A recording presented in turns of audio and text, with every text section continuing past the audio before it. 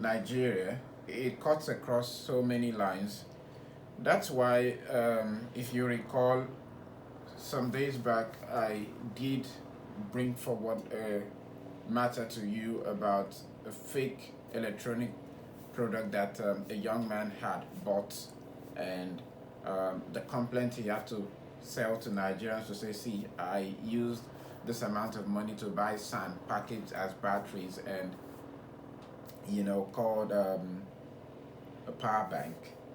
The same thing happens with our food industries. Someone was sharing with me some days back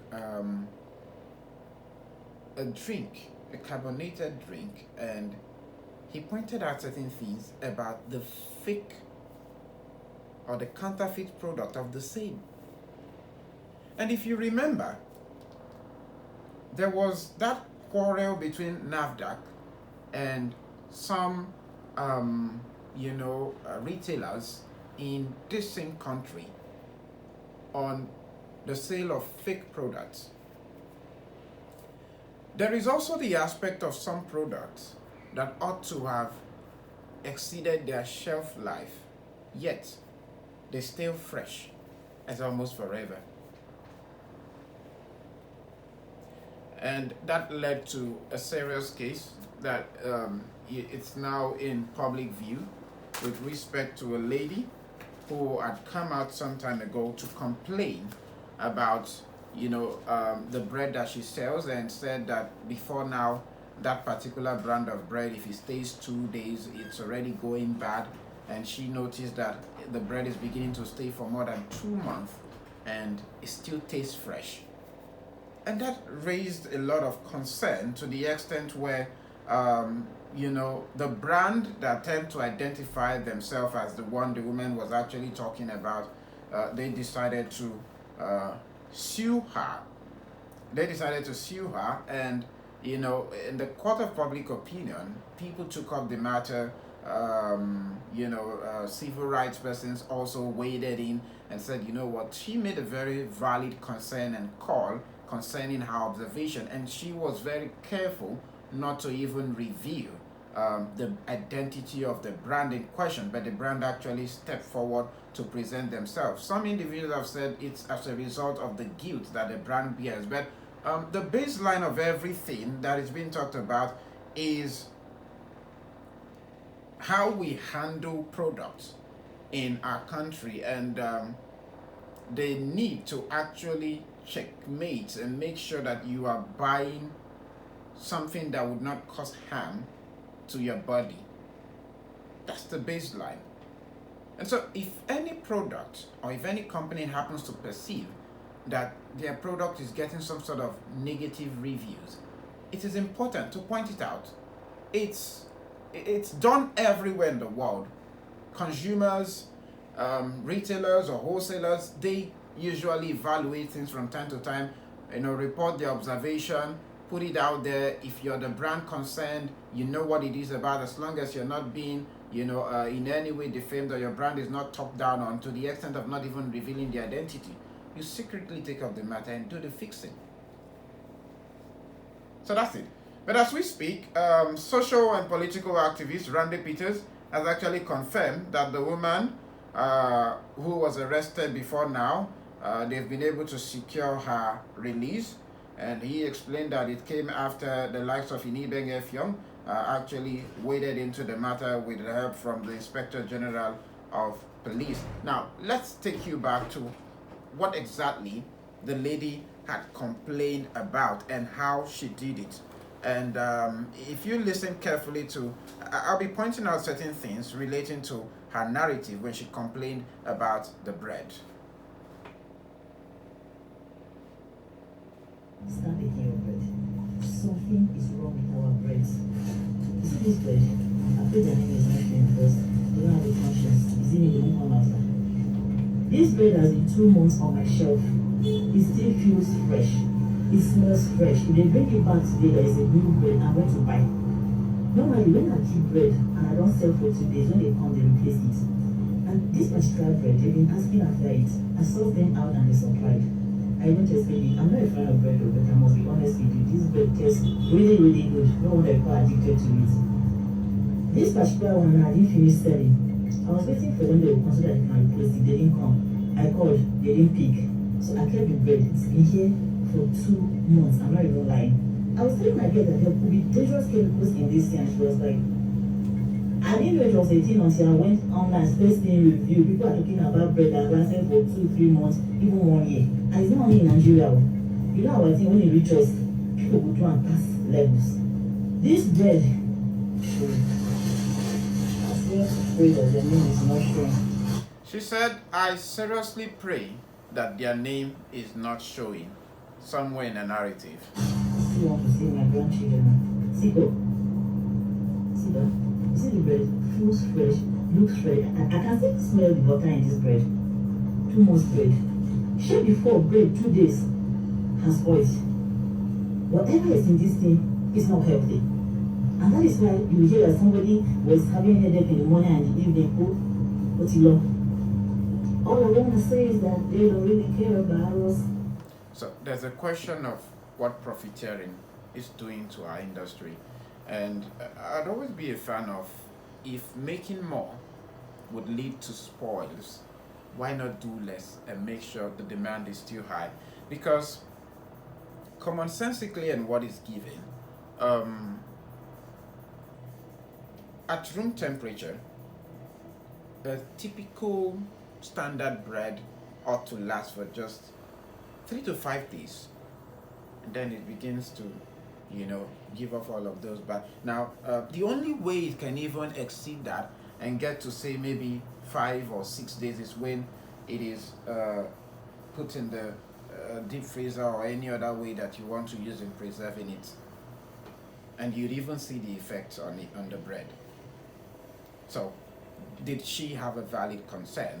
The answer is a yes. Now, after actually coming to the public and explaining this, she got the notice from the brand that pointed out that she has just, talked down on their business and it's affecting their sales. But again, note carefully that no part was it mentioned, that the particular brand was mentioned, and no aspect of it was actually reviewed in terms of the branding. So, how did they come about the summary of making sure that it was the said brand the lady will be mentioning in this particular item that she put out to the public? What I'm holding in my hands.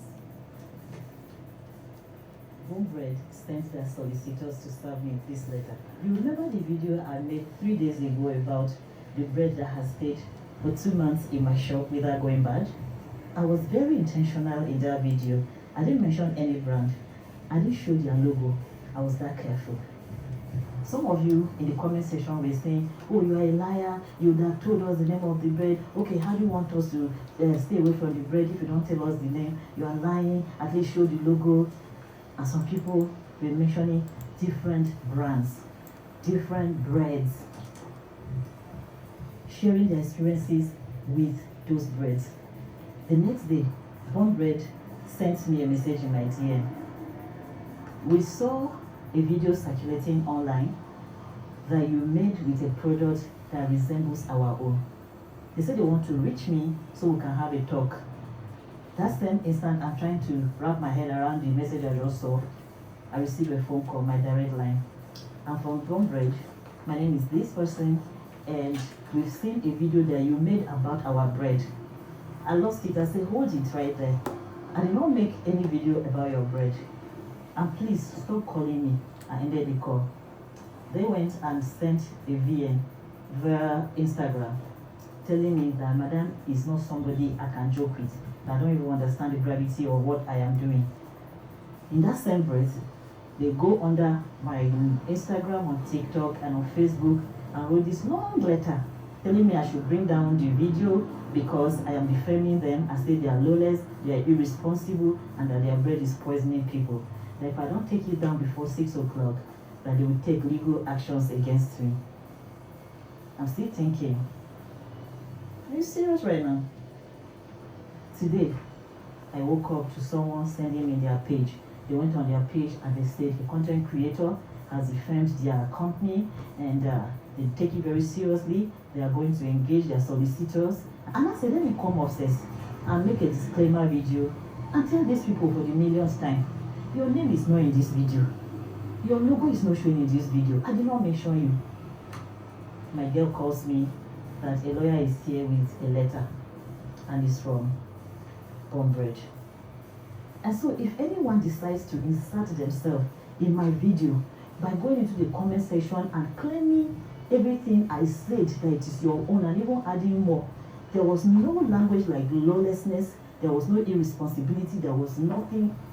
So if at this point Bonbridge has decided to send me a lawsuit and they are demanding I take down the video, I should retract what I have said in that video and I should come to this solicitor's office and give them 50 million naira because for these 3 days, that is how much they have lost. Now, she was subsequently arrested and detained almost longer than expected before the intervention of the activist Peter Randy and lawyer Inibeng Effiong. We want to say thank you to Barrister Effiong for your timely intervention and every other person, Mama P, and the son of Mrs. Love Doshima, the IG instructed your request, so she has been released and she's been taken good now. She's in the car. Do you want to say one or two? She's tired. She's already, so she'll be going home now. And then with the we also thank the officer. Looking.